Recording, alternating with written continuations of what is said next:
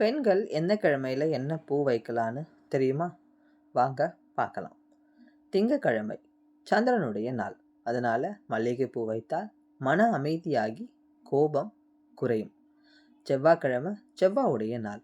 அதனால கனகாம்பர பூ வைத்தால் தைரியம் கூடும், தீய சக்திகள் நம்மை விட்டு விலகும். புதன்கிழமை புதன் பகவானுடைய நாள். ரோஜா பூ வைத்தால் நம்முடைய திறமை அதிகரிக்கும், நிதானம் ஏற்படும். வியாழக்கிழமை குரு பகவானுடைய நாள். அதனால தாமரை பூ வைத்தால் அதிர்ஷ்டமும் நல்ல சிந்தனையும் நமக்குள்ள பெருகும். வெள்ளிக்கிழமை சுக்கிரனுடைய நாள். அதனால சிகப்பு ரோஜாவும் மல்லிகைப்பூவும் வைத்தால் நம்முடைய அழகு அதிகரிக்கும், குடும்ப ஒற்றுமை அதிகமாகும். சனிக்கிழமை சனி பகவானுடைய நாள். அதனால சாமந்தி பூ வைத்தால் மனதில் இருக்கும் தேவையில்லாத நெகட்டிவ் தாட்ஸ் வெளியே போகும், மன அமைதியும் கிடைக்கும்.